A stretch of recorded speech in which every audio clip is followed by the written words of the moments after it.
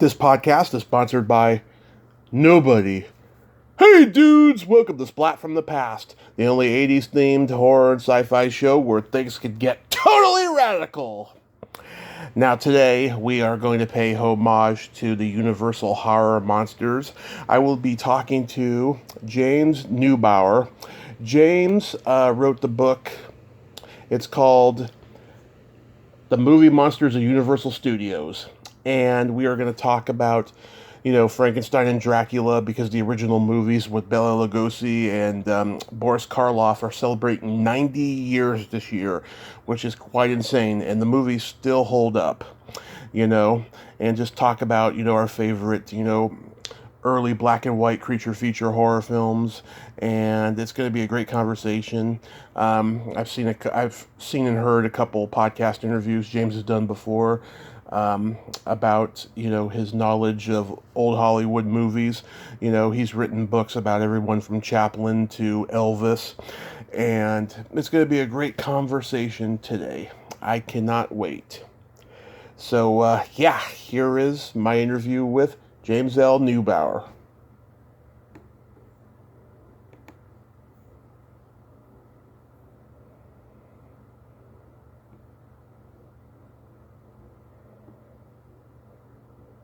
Hey, James, welcome to the show, sir. How are you today?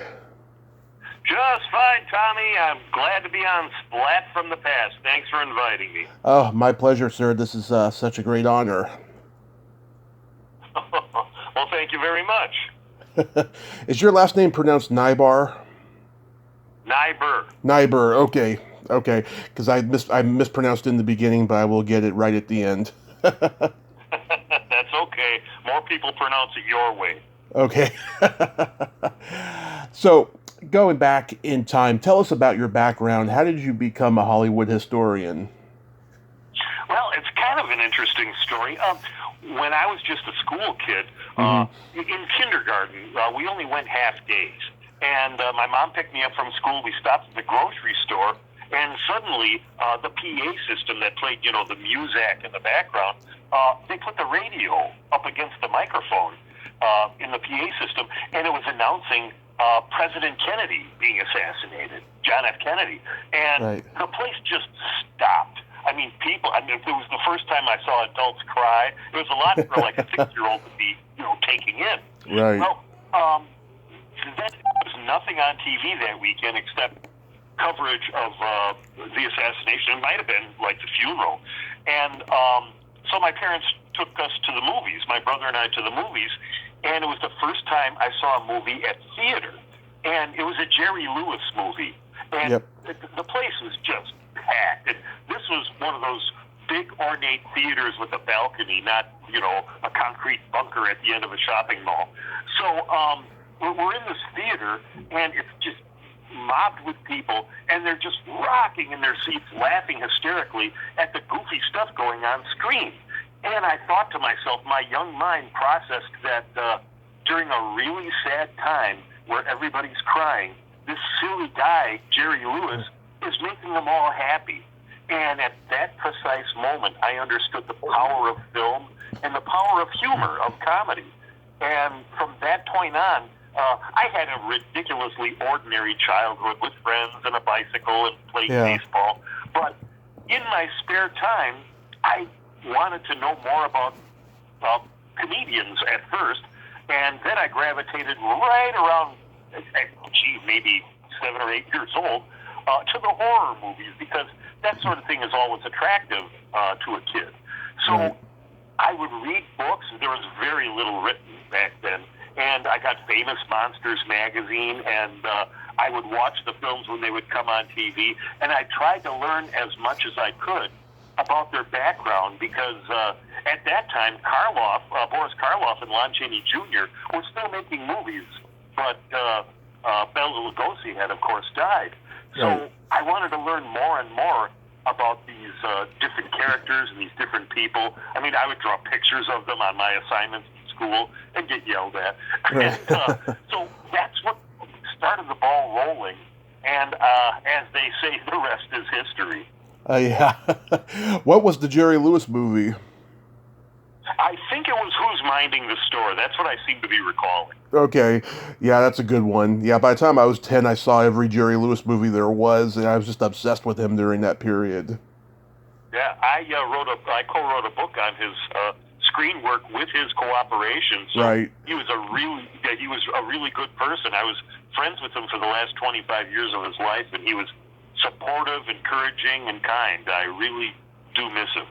Oh, that's good. You got to be on the good side. You hear all the bad side stuff, and you Yeah. know, I mean, I'm not good all the time either. Are you? No, we're all pretty moody. Yeah, I look at it. That's the way I look at it. You know. Yeah. So when did you get into Universal monster films?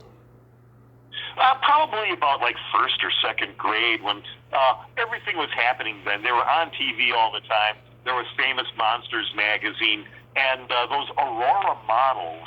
I don't know if you're old enough to remember this. I doubt it. But they had this airplane glue that would, you almost fainted using it. It was so potent because back then they didn't have all the restrictions. And they had these wonderful plastic models that you could put together and then paint with these little paints. Oh, yeah. And boy, there was Frankenstein and Dracula and the Mummy, and we got them all, and they were a blast. So this was like part of the mainstream kid culture back then, even though they were old movies, because there weren't too many color TVs back then, and the TV shows were invariably black and white. We're talking 1963, 64. So that was just part of what was going on. And along with the comedians, I gravitated toward the monster movies, and those are the ones we saw. Yeah, I don't remember those, but I did hear about them, But sure. they were long gone by the time that I was alive. Okay. So you've written many books about old Hollywood films, from Chaplin to Eastwood to Jerry Lewis to Elvis. What was the incentive, though, to chronicle the Universal monsters? Was that like a bucket list project? It really was, because that was one of the earliest things that I got into. There's a lot of things that I loved as a kid that made me a movie history fan, and a lot of them have been covered enough. I was lucky, with Charlie Chaplin and Buster Keaton. Even though there's a lot of books about them, I focused on a particular era and gave it a lot of extra attention. And so that's the way I went with that. But some people, like, the Three Stooges, the Marx Brothers, Laurel and Hardy, are really, really well covered, and there isn't much more to say about them. You could say the same about the Universal monsters, but I read the books, and they're by some great authors and great historians in their own right. But I thought that a book concentrating solely on just the monsters, not just the Universal horror film, like my book doesn't have, like, The Old Dark House, for instance, but it has all the monster films and their sequels, including the Abbott and Costello one. And that allowed me to delve more specifically into those, and that's what kind of set it apart. It's been my best-selling book, my most successful book of, I've now written over 30 books on film history, and that's been my most successful so far. So the Universal Monsters is the most successful. Yes. Wow. That's saying a lot, because, like you said, many people have written about them, Yeah, and and it's not like there's a new perspective. What I did do is I researched very carefully and found some stories I didn't see in other books. Like, for instance, when Lon Chaney Jr. and Maria Ostapenskaya were almost killed on the set of Frankenstein Meets the Wolfman during a stunt that went wrong. But it's like the horse or something, like, kind of turned a certain way, like, kind of sensed that it was going to be harmful, and it saved the horse and them. It was like this really kind of a weird little thing that I cover in more detail in the book. And the thing that fascinates me, though, is we're going to talk about the 90th anniversary of Dracula and Frankenstein at Universal. And Bela Lugosi, you ask anybody from a little kid to an old man or woman to do an impression of Dracula, and they'll do Lugosi's voice and inflection. They'll go, the voice and inflection of Bela Lugosi, and he only played the character twice, And one of the times was in an Abbott and Costello movie. That's the enormous impact Lugosi had on the role. They don't do Christopher Lee, who played a bunch more times. They do Lugosi, and that really shows how impactful these Universal horror films are. Even though there's been many Dracula movies, many Frankenstein movies since. Yeah, I know everyone does Lugosi, but occasionally you'll find that rare person who thinks that Christopher Lee was the better one of the two. But I personally think Lugosi was the best, and he'll always be the best. I'll always believe Lugosi is the best, but that's not to put down, of course, Christopher Lee, a magnificent actor. Yeah. And the horror of Dracula is probably the Hammer film I enjoy most with Christopher Lee. So, not to put down Christopher Lee, and I will accept the argument of those who like him better, and I respect that. But right. It's Lugosi for me. When you were writing the book, did you track down any of the relatives of any of the stars? No, I didn't do that because my books are not biographical per se. Right. They're film-by-film studies of the movie as cinema. I know that sounds really intellectual. It's not. It's written from the perspective of a fan who loves these movies and is delving into them as a fan and as an admirer and as a historian. It's the film's history is important, history and development. But as far as anecdotes from people, that's a little more akin to a biography. And if there were actors who were still alive from those movies who could talk about having worked on the films and so forth, that would be cool. And I've done that for books I've done on later people where the actors are still around.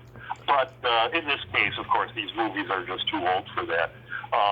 So the best I could do is I could ferret out some really cool interviews that appeared in newspapers or in the trades that hadn't been mined in the other projects, in the other studies on the same subject. Yeah, I've talked to Sarah Karloff and Bella Jr. and John Carradine's goddaughter, and something that really struck me when I talked to Sarah and Bella was that, their fathers were, immigrants who came to this country in search of a dream, which is kind of a cliche thing to say, but, they found it, through these monster movies, and they got success, at 48 or 50, however old they were at the time. And then they were both born in the same year, ironically enough, when their fathers were like 56 years old. Yeah. Bella Lugosi Jr. and Sarah Karloff do magnificent things. I've never talked to or met either of them, but they do great things to keep the legacy of their fathers alive, and that's excellent because each of their fathers were fine actors who really made a tremendous impact on cinema. Absolutely. So what are your favorites as far as the Universal horror goes? My favorite one, it's not the best one objectively, but my favorite one is House of Frankenstein, and that's purely sentimental because I saw that. That's the first one I saw as a kid. I had seen, the pictures and then, the things like that, but I hadn't seen any of the movies until House of Frankenstein. I was maybe 7 or 8 years old. So it was fascinating and frightening and everything else. And it was also very moving with the J. Carroll Naish Hunchback character and his unrequited love for Elena Verdugo. And that quicksand ending where they sink in the quicksand, oh my God, that was just so freaky and so wonderful for a little kid in the 60s to see on a little 18-inch black and white TV. Grainy image and everything. And so that's the one that'll always be closest to my heart. And I know I can step back and be objective and realize that isn't, the level of cinema that we're going to find in Bride of Frankenstein by any means. But it's the one that I love most, and when I see that it's playing, even though, of course, I own the DVDs, when I see that it's playing on TV, I still watch it because it always makes me feel good that maybe some kid out there somewhere is seeing it for the first time and reacting as I did many, many years ago. Yeah, Dracula 1931 for me is my favorite because it's so bold and groundbreaking for its time, and it's so risque, with Dracula biting the woman's neck in 1931. That was pretty, risque and almost like sexual. I just love Well, how. Go ahead. the great thing about Dracula 31 is I had seen that movie, I can't even count how many times Same here. in the 50 odd years, that I first saw it. And it was finally playing at a theater here in town, one of those TCM revival type of things. Right. So I went to see it, and it was like seeing it for the first time, watching it on screen with an audience. And there was a smattering of younger people that had never seen it before that were, either dragged by their parents or, interested in wanting to see a little bit of film history, horror movie history. And it was like seeing it for the first time, the reaction of the people and everything. That it was wonderful. And it really showed how enormously impactful and timeless that movie is. Absolutely, yeah. And also, too, I consider it to be the first horror movie, just like Metropolis is the first sci-fi movie. Sure. Yeah. Would you agree with that? I would agree with it, but it makes me think of something like Nosferatu, which was considered very scary at the time, and of course the precursor to Dracula, having been made in the 20s as a silent film, and maybe something like Cabinet of Dr. Caligari or Oh, right. Cat and the Canary, which were considered horror movies in the silent era. But for the sound era, I think we'd have to go with 1931 Dracula. Yeah, Nosferatu and Caligari. I forgot about those. I was thinking, God, was Dracula the exact first one, or was there something else? And yeah, I forgot about those. I also love Bride of Frankenstein. I think it's way better than the 1931 movie, as much as I love that one too. Yeah, it is objectively the better film. Frankenstein 1931 is a magnificent movie. I mean, it's enormous. But Bride of Frankenstein, when I first saw Frankenstein just as a kid, it was just the greatest thing. And it was a few years later, I might have been, a ripe old age of 11 or 12 by the time I caught up with Bride of Frankenstein. And at that time I thought, no way could a film be objectively better cinema, per se, than the 1931 Frankenstein, any sequel. But I thought, it might be a good time, like House of Frankenstein was. So I watched Bride of Frankenstein, and I realized that they could actually top the 1931 Frankenstein. But that movie is just, that might be the best of the Universal monster movies. I know that's a big claim to make because everybody's going to have their own opinion, their own background, especially the learned people who really know these films, of which there are many. But I really think Bride, I would give that title to Bride. It's definitely in the top three, especially my top three. Yeah. Yeah, and also, we live in this age now with the internet where people are starting to correct everything, and they make a good point. Frankenstein is not the monster. Frankenstein is the doctor. The monster is just a monster. He didn't have a name, Right. And, Exactly. when people see the monster, like, oh, that's Frankenstein. Well, it's Frankenstein's creation, but it's not actually Frankenstein. Well, that's because subsequently in the culture, they kept referring to the monster as Frankenstein. I remember there was a cartoon called Frankenstein Jr., and of course the cartoon was, a cartoon of the monster, not of the doctor, not of Colin Clive. And there was also the old Sam Cooke song, she resembled a cat named Frankenstein. Well, he's referring to the monster. He's not referring to the doctor. There was a lot of that in the culture. Those are just two real fleeting examples. And I think it just, snowballed from there. But it's true. Colin Clive played Frankenstein. Boris Karloff played the monster. And no, he did not have a name. Yeah. Even though The Invisible Man is kind of more sci-fi, I still consider it, a Universal monster movie. Yeah, The Invisible Man and all of its sequels are in my book, and Claude Reigns is great in that. it's really kind of different than what he usually played. He usually was this, classy, erudite sort of person, like in Casablanca, or even in The Wolfman, where he plays, the father of Larry Talbot. But in The Invisible Man, he got to be a little edgy, a little goofy, Yeah. and it was a fun movie, a fun and interesting movie, and I would consider that among the Universal monsters. Yeah.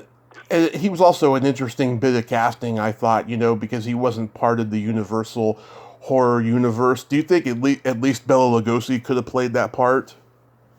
Oh, sure, I'm sure he could have. But Lugosi had some issues with the studio. That's detailed in my book, too. Yeah. The reason why John Carradine is suddenly playing Dracula. And Carradine's a terrific actor. And I thought he did a very good Dracula. But, he's not Bela. No, he's not. No, but he had his own style because he was like a Shakespearean actor, and he had done swashbuckling movies, and he had done just about everything you could possibly think of, from Grapes of Wrath to Stagecoach to lots of stuff. I mean, he kept working. He kept working right to the end. Yeah, he was a powerful actor, really powerful, and very underrated. Claude Reigns, we were talking about Claude Reigns in The Invisible Man. Right. Just to let you know, he didn't think it was a good idea to play the part, and he really failed his first screen test trying it out.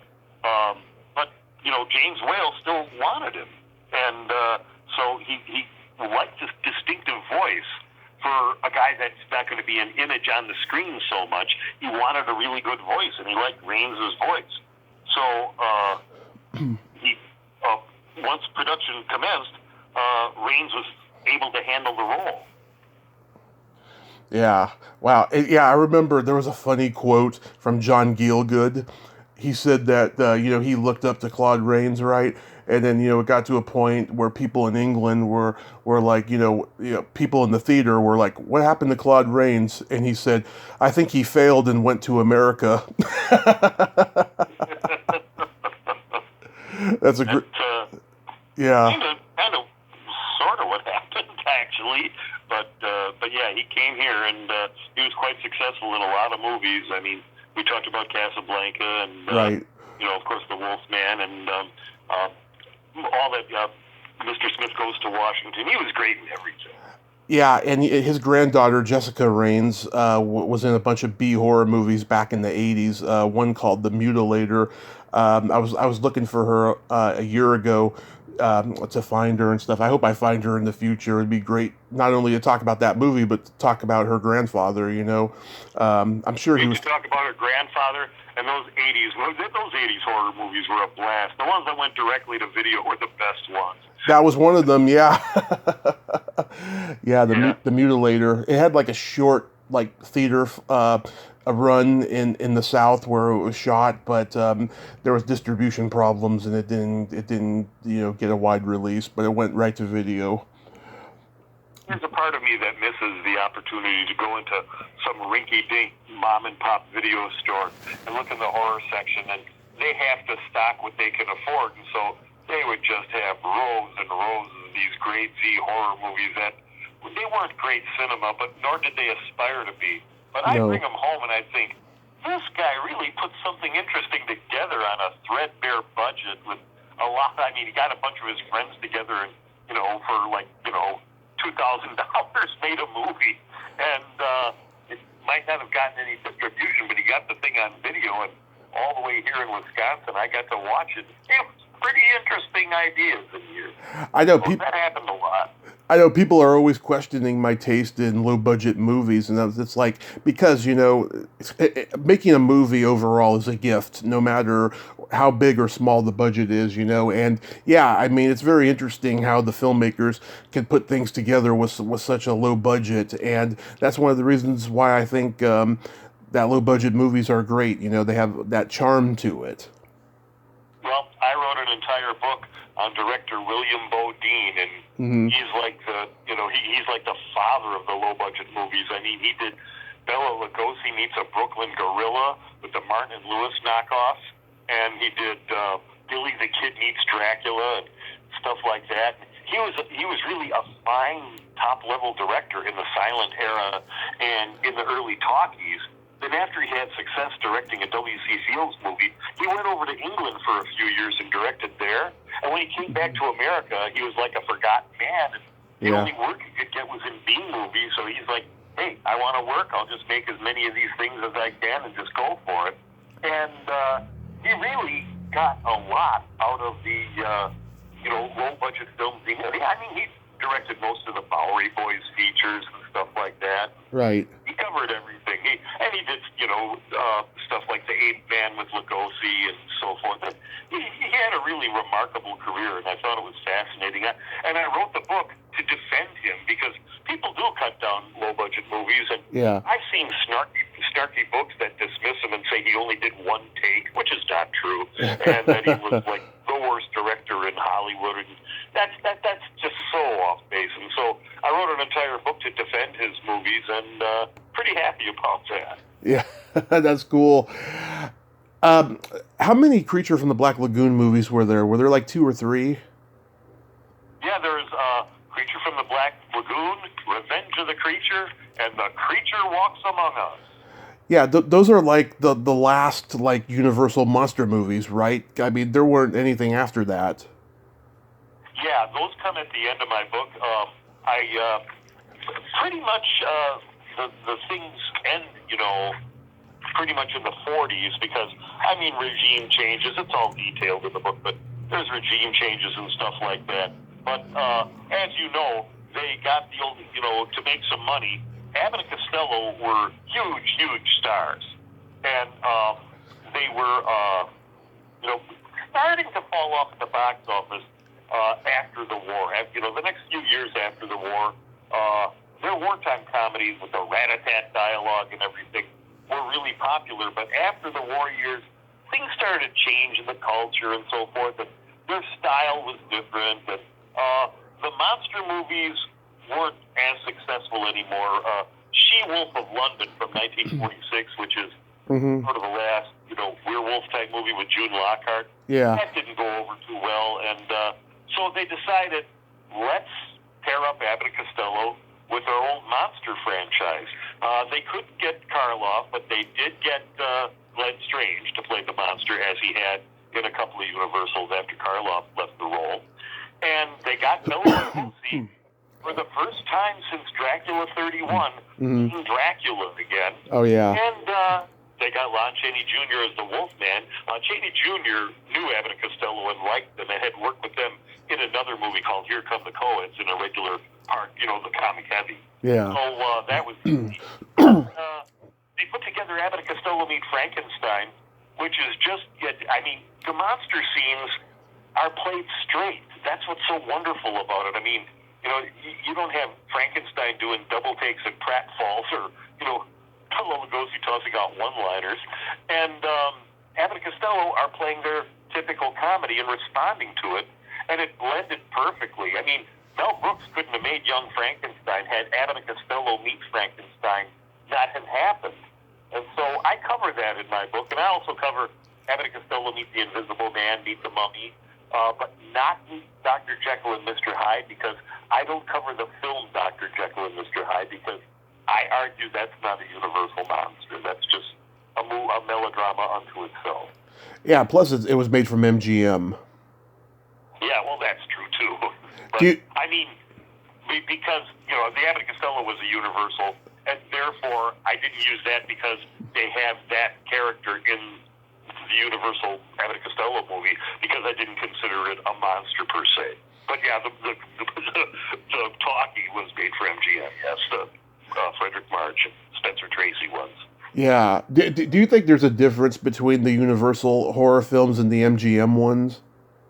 Oh, yeah. Universal was more down and dirty and edgy and everything, and MGM was more glossy.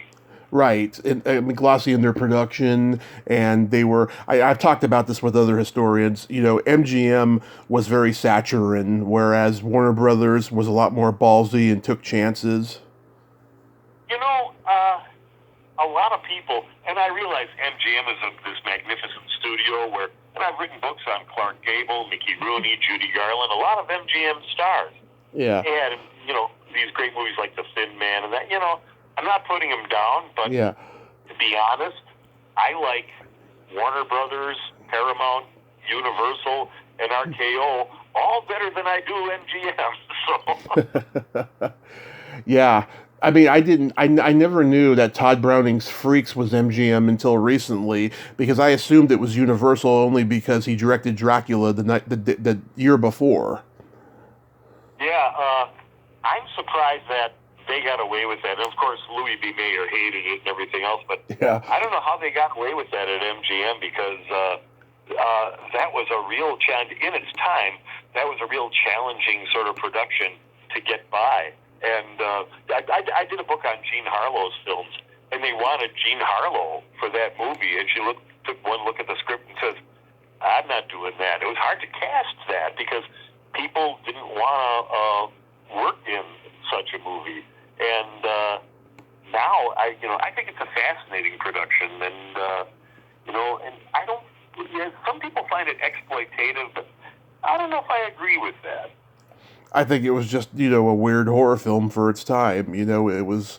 Yeah, that's exactly what it was, yes. It was bold, just like, Reefer Madness was a drug movie that was very bold for its time. Yeah. Now they laugh at it, but that was a bold one for its time. Yeah. Going back to the Creature from the Black Lagoon, though, yeah, I got to interview Rico Browning, who did the underwater stunts. And I met Julie Adams at one of her last conventions when she was like 90. She was hard of hearing, but she was so sweet. She was a great lady. Oh yeah, yeah. I tried to interview her for I think it was the Elvis book, and that it was just hard to set up. But because with Elvis, there were some people still around, like Francine York and Christopher Reardon, and people like that. Diane McBain. Elvis movies. Yeah, Diane McBain. She's still alive. I tried to get her on here last year, but her management was being a diva on her behalf. So then I was just like, I pass. That I get. Yeah. I try to do an interview, not whenever, but often when I try to do an interview, they always say, "Well, thanks, but so and so is working on their own book." And that book never comes out. Writing's tough. Yeah. It's not easy to do. But oh well. You never know, though. I mean, like you said, everyone's writing books about the same subject. Yeah, that's very true. That's very true. You know what I love about Lon Chaney Jr.'s The Wolfman is that the Wolfman kind of he doesn't have that much screen time in it, right? But there's all these great actors in it that are just, telling the story so greatly, like Ralph Bellamy in it. Oh, yeah. And Maria Ouspenskaya, the brilliant actress and acting teacher. And, of course, Lon Chaney Jr., we talked about Claude Reigns. Mm-hmm. And Bela Lugosi, of course, is in there. He's the one, he's the first kill that ends up, causing Larry Talbot to get the lycanthropy, if I'm pronouncing it correctly, that turns him into a werewolf. And what's great about the Wolfman is it's this, the Wolfman is this tragic character who doesn't want to kill anybody, but when he's overtaken by the full moon, he completely,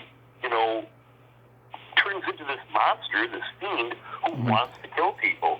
And there's a scene where Chaney Jr. is really introspective about it, sitting there going, yeah, last night I wanted to kill. Like, I can't believe that those feelings came out of me. And he's trying to deal with what's come over him. It's really fascinating and layered production, and definitely one of my favorites. Yeah, and I remember the first time I saw The Wolfman, I must have been probably in sixth or seventh grade or something like that. Our teacher brought The Wolfman and The Mummy into the class on Halloween for all of us to watch. And yeah, I was just, at the time, I didn't have much appreciation for the fact that, all the other actors had more screen time, but now I do. And it's just, it's a great story and a great film, and it's iconic for a reason. Oh, yeah. Well, the more you see a movie, the more you delve into little subtle things like that. That's what, when I read my books, I wish it was so simple that I just watched the movie and then wrote about it. Yeah, I'd get it done in a day. But you have to watch the movie several times. You have to go back and rewatch scenes and really get in there to be able to assess it properly. Right now I'm doing a book on George Raft, who is considered, Nice. excuse me, such of a one-dimensional actor. And I'm finding that he was far more talented and more nuanced than he's given credit for. And that's always a neat discovery where you can, celebrate aspects of an actor's abilities that have been kind of overlooked. Right. Yeah. Do you think that there was too many sequels for Dracula and Frankenstein? Well, it all depends. I like the films, even if they're not that good, just because I like this kind of movie. But Dracula's Daughter is an excellent film, I think. Mm-hmm. And but Son of Dracula with Lon Chaney Jr. playing the title role, that wasn't very good, but it's not as bad as some people seem to claim it is. Right. House of Dracula is a little bit of a mishmash. I think they were kind of running out of ideas, so they just decided to have, because House of Frankenstein, they decided just, let's throw all the monsters in one movie type of thing, because the monsters were starting to fall off after the war, as I indicated. And so they did that with House of Frankenstein. That was successful, so let's try it with House of Dracula and go through the same things. And they brought Lon Chaney Jr. back, and they got John Carradine back as Dracula. And it wasn't quite as good as House of Frankenstein, which of course is my sentimental favorite. But I don't know that I'd go so far as to say shouldn't have been made. And with the Frankenstein sequel, there's Bride of Frankenstein and Son of Frankenstein, both great movies. Ghost of Frankenstein is fascinating because we see Lon Chaney Jr. playing the monster. And then, we get into Frankenstein meets the Wolfman, House of Frankenstein, and finally Abbott and Costello meets Frankenstein. And I don't know that I'd want to give up any of those. So I just prefer the originals. I think they made too many sequels and stuff, but definitely Bride of Frankenstein is the best sequel, I think, of those Universal horror films. Oh, certainly. Yeah, and then of course, Frankenstein Dracula had Dwight Fry, who mysteriously died of a heart attack, like young. There's not too much written about the guy other than the fact that he was like a concert pianist, or he was trying to be before he got into acting. I remember when I had known Dwight Fry from the movies, of course. Yeah. And then when I was probably 14 or 15 years old, Alice Cooper on his album Love It to Death. I love it. A song called The Ballad of Dwight Fry.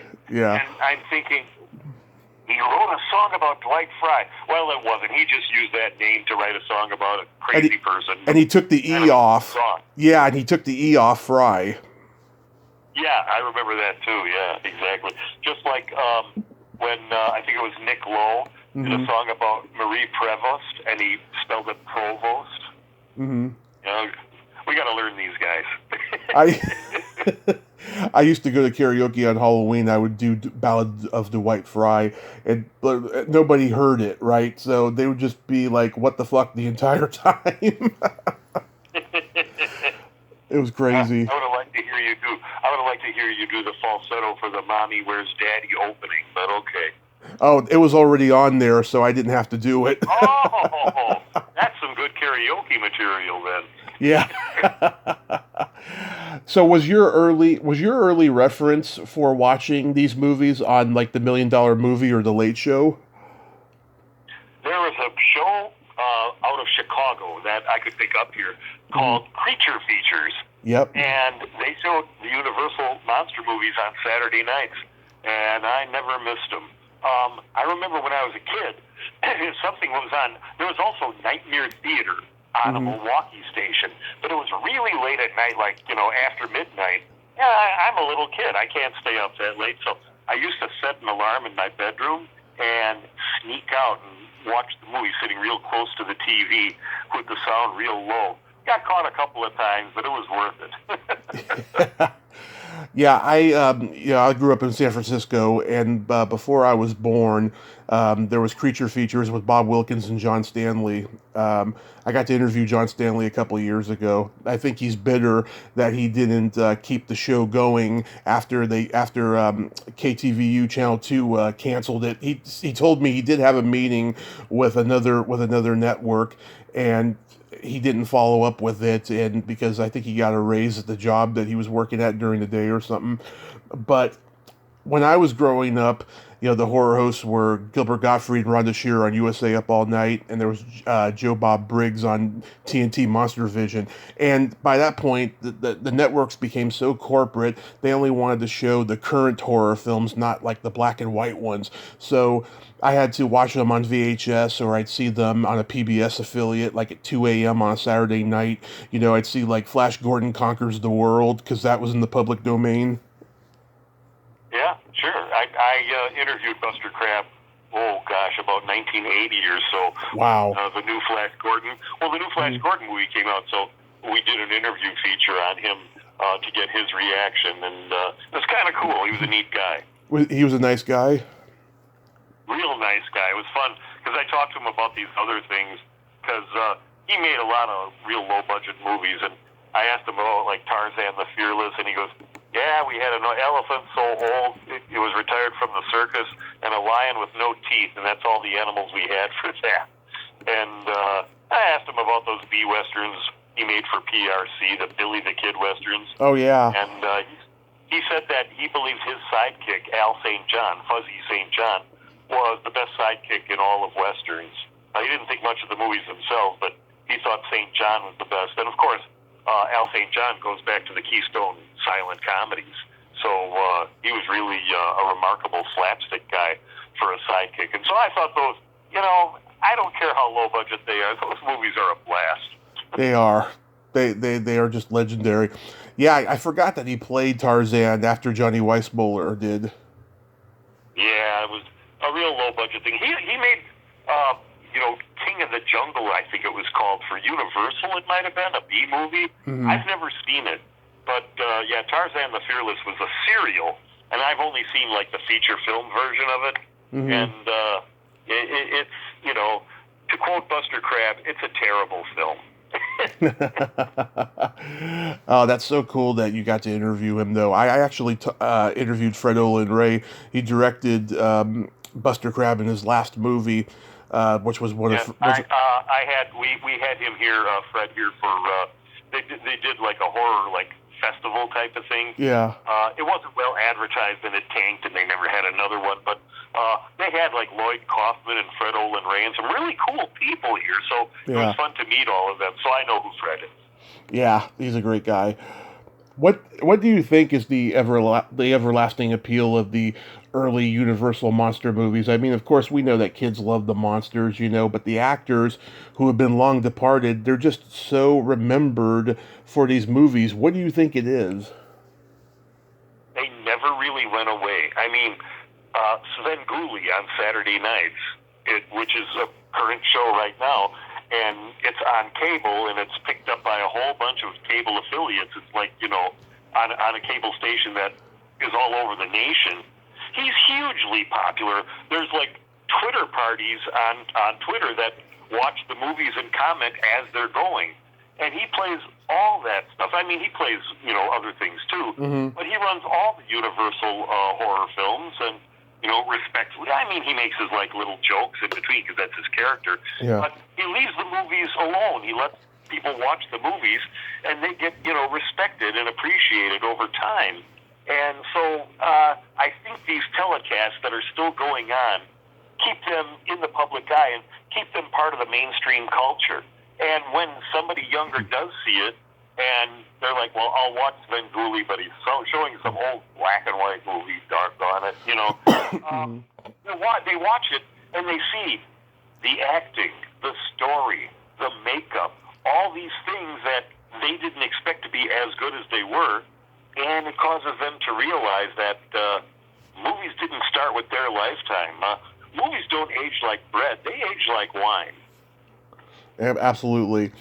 Yeah, and also too, I've realized too, a lot of horror movies in the last 40 or 50 years, they don't have that much of humanity to them like these early Universal films did. Like, for instance, The Mummy. It has a commentary of loneliness and the persistence of history, which I'm quoting a critic that I was reading a blurb from, and I was like, that's a great description to describe that one. I mean, Oh yeah. you look at the slasher movies, right? There's no humanity in that. It's just torture porn. Yeah, well, you see, the 80s movies, and I like a lot of those, but the movies they made by that time, they were more a bluntly visceral experience because that's what sold. The whole MTV thing with, they never hold their shots. It's like, I'm here, I'm there, I'm there. The quick edits and everything. All that started happening then. And people didn't want to sit still when they bring a movie home on VHS and pop the tape in. They just wanted to fast forward to the kills. They wanted to see the kill scenes. And so things like plot exposition and backstory and any depth or substance to the narrative was sort of like, a distraction to them. Plus, I don't think they had the level of writers that they had back then or the level of actors that could convey this as successfully as they had in the 30s and 40s. And that sounds like some old coot, which, of course, I am. But still, the 80s the culture was different. The fans were different. And when the fans look back and see the classics, I think they're pretty open-minded and more broad-minded about horror cinema and its history. It's a very rich history. It certainly is, yeah. So going back to the Hammer horror stuff, the Hammer horror stuff, of course, is British, European and stuff. Do you think there's a difference between those ones, the way that those films are made in the Universal horror? Well, some of those I actually saw at the theater. I remember I had a wonderful time going to see Dracula Has Risen from the Grave when I was like 12 or 13. But I think the Hammer films are, excellent. I love them, but I think they're more gothic in their approach. I don't think they're in the same manner as like the Universals, which are more standard melodrama in their narrative. I think there's a more of a gothic approach or idea to the Hammer films, which is great. That they made some wonderful films. Did you ever see Andy Warhol's Frankenstein? Yes, I saw it in 3D. remember, I was around back when it was released. Yeah, that's a bizarre movie, huh? Yeah, that could only be described as an experience. Yeah. Same with Dracula that he made right after that. I kind of wish he did. That one I didn't see. I threw in the white flag at after Frankenstein, but the 3D effect was really, they're like throwing stuff and you're like trying to wipe it off. The 3D thing really made it grosser even still, but yeah, nah. That wasn't for me. Interesting though. Mm-hmm. Go ahead. So, Yeah, the one thing I remember from Andy Warhol's Dracula is Udo Kerr saying, "I want blood. I don't want vegetables or any of that. I want blood." Yeah, that's kind of a classic line with him. And he's like, Udo Kerr is a great actor. So. Right. Do you think there's too many versions of Phantom of the Opera? Well, I don't know. I like the Lon Chaney silent film best. And I don't know that I've seen the one with was it Herbert Lom from the Pink Panther movies that played the part around the early 60s. It's a movie I have not seen. I never saw that version. I want to see it now because I do like Herbert Lom. Yeah, I believe that he was in one. But, I usually don't like remakes and rehashes and so forth. But with the monster movies, sometimes there's an interesting perspective that, kind of draws you in, and I don't know that I like to say anything shouldn't have been made. We'll decide its merit after it's been made, Yeah, I mean Nelson Eddy, the version he did in '43, I mean he was a fairly well-known, musician up to that point, but Phantom of the Opera pretty much made him immortal. Yeah. Oh, yeah. He did those movies with Jeanette MacDonald, like Naughty Marietta and Indian Love Call and so forth.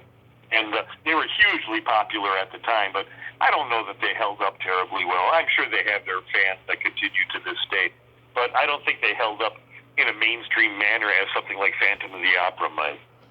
Yeah, I like the Robert Englund version in 1989. They did that poster where he's got Freddy's, face underneath the mask, because they wanted to sell it, Yeah, Yep. I thought that was pretty cool. I know Dario Argento did a version in the late 90s, but I never saw it. I've not seen that either. I've read about it, but I haven't seen it. Yeah. So you mentioned before you're working on a book about George Raft. Is there anything else you're working on? Well, I have a bunch of projects lined up. After I finish now I have a book on John Garfield. Oh. His films that I did for Bear Manor. That right now I'm doing the index for that. Proofing it and compiling the index. That should be out maybe in the next month or so. I have a book finished and with another publisher on Judy Garland's films. And right now I'm working on the George Raft book. And then I'm just about to, as soon as I finish Raft, I'll be going into a book I'm co-writing with Gary Schneeberger about the James Bond movie series. Right. Because now we have a conclusion. No Time to Die ends the series proper that started with Dr. No, and so we'll be able to cover the whole thing. Gary and I did a book on Frank Sinatra's films, which should be out probably early next year. And then after that, Gary and I have contracts to do books on Burt Reynolds films. Oh. It's amazing. It's amazing that the actors who were part of my lifetime are now retiring and dying, because after Burt Reynolds, we're doing a book on Robert Redford's movies, because he announced that The Old Man and the Gun was going to be his last movie. So I'm writing on those fairly contemporary people because they're retiring and passing on now. But what's good about that is you get to talk to people who worked on those movies, because there's a whole bunch of them still living. I mean, these guys made movies 20 years ago. So that's the project coming up.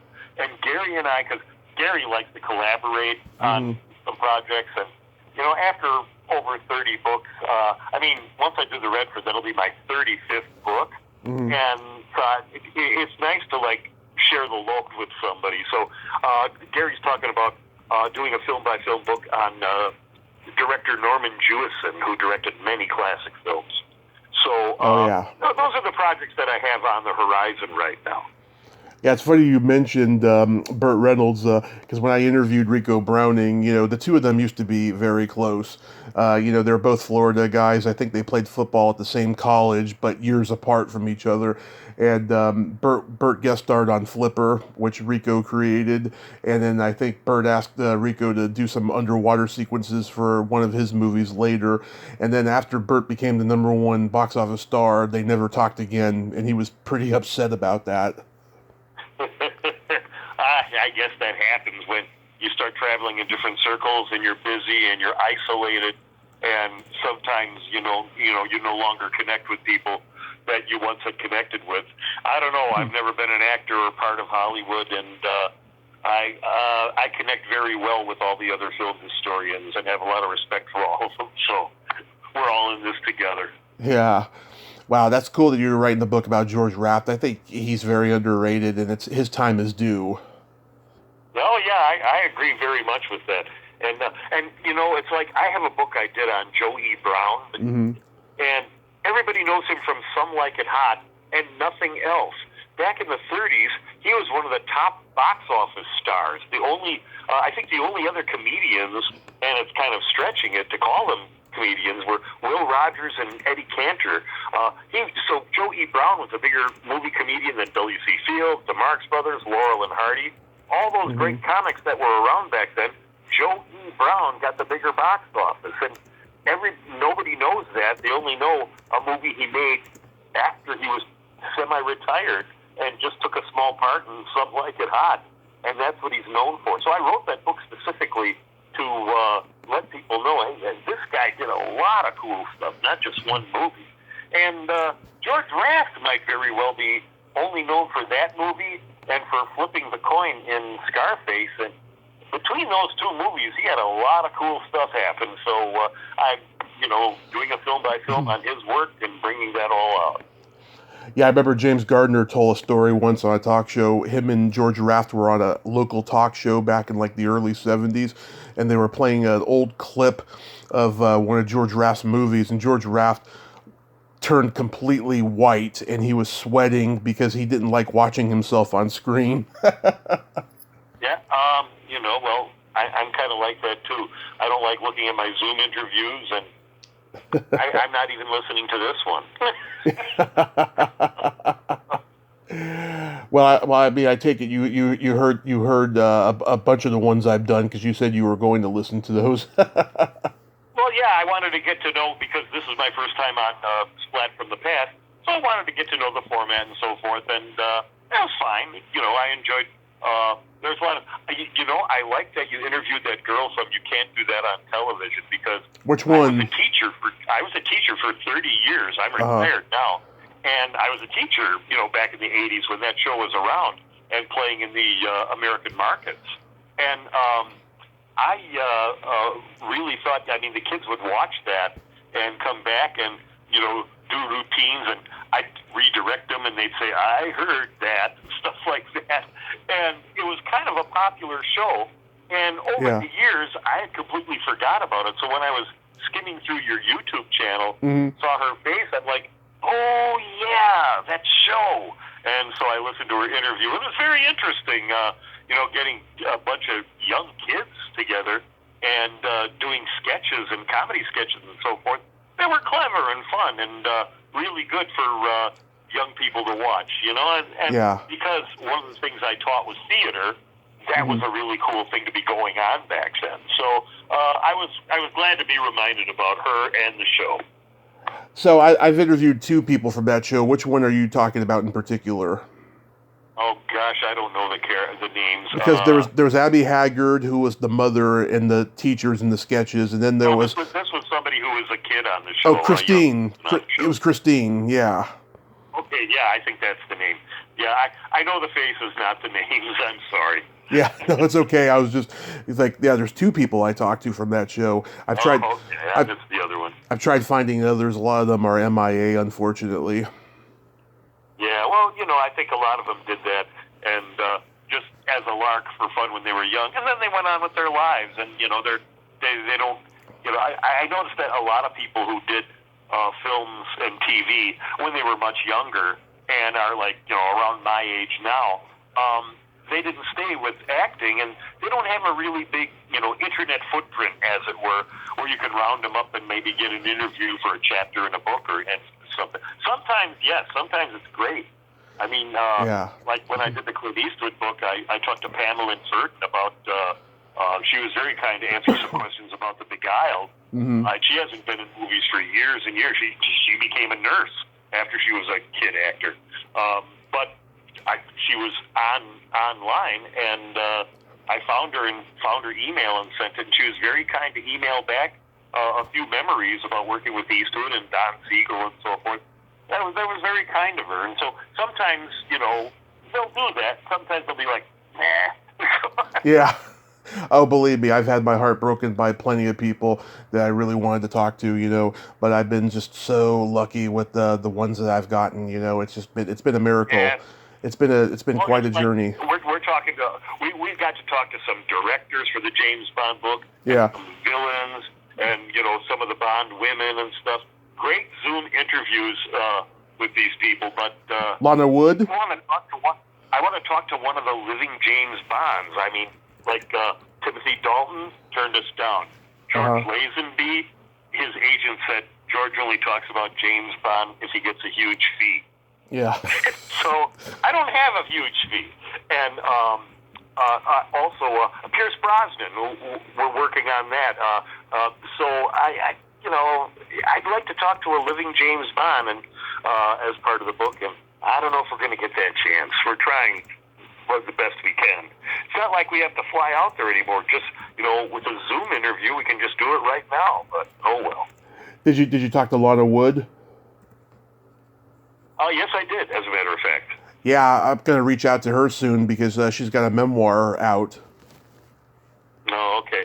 Yeah, we talked specifically about the James Bond series, but I had to throw in how much I liked the Over the Hill Gang Western she did for TV back in around 69 or 70 with Walter Brennan and Fred Astaire was one of the cowboys. It was a blast. So I had to throw that in. But we talked very specifically about Diamonds Are Forever in that role. So, oh, yeah. She was very nice, very helpful. I interviewed Bruce Glover from Diamonds Are Forever. Oh, okay. Well, he's been in a million things, so. Yeah. Oh God. His son is Crispin Glover, right? The apple doesn't. The apple does not fall far from the tree. They're both very eccentric guys. But that's great. That's why they're great. That's why they're great. Absolutely. So the movie Monsters of Universal Studios is available on Amazon. And do you have a website? I do have a website. And I don't know the Earl from memory, so.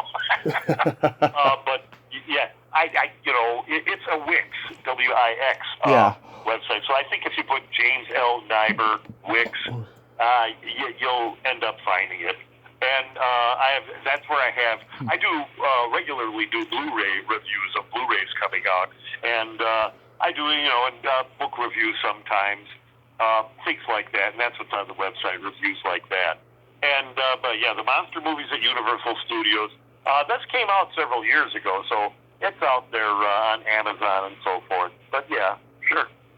Awesome. Well, James, I want to thank you so much for coming on today, and I want you to know... thanks for having me. The hour flew by. Yes, and I wanted to let you know, I heard a previous interview where you mentioned, the amazing adversity that you've overcome, and all of that with your wife and everything. Yeah, exactly.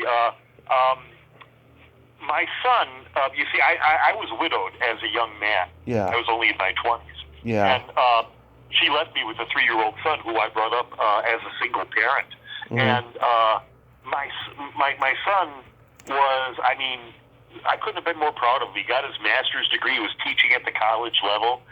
And he died suddenly in the hospital overnight after minor surgery. It was just one of those terrible, stunning, awful things.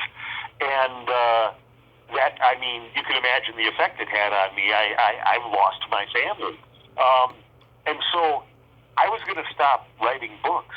And after he died, I thought, that's not what he would have wanted. And I know a lot of people say that about lost loved ones, but it really is true. And so I not only continued, I stepped up production on my writing and my work. And I think that was healing because after he died, I didn't want to live either. It was a real, slow, difficult, painful recovery.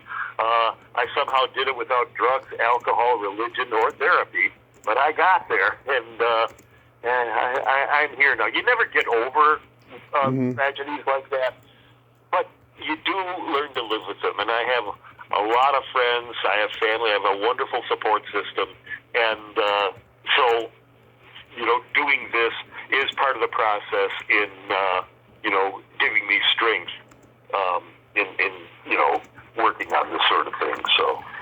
Yeah, my blessings go to you, man. I'm glad that you've overcome that and you've accomplished so much, keeping the classic movies alive.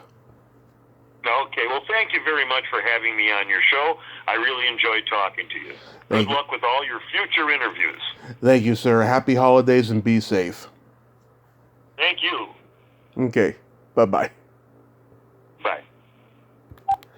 Well, there you have it. James L Neubauer. Neibaur. Ain't he a cool dude? Oh my God, he's just very humble, very articulate. You know, he was a great guy. I like talking to him. I haven't had a ton of great experiences with historians, right? I mean, I've interviewed some great ones, and I've interviewed some not so great ones, but James is definitely a gem. Go check out his books. He's accomplished an awful, awful lot. Well, until next time, this is Tommy Throwback Kovac saying there's no shame in living in the past because the present sucks. Later, dudes.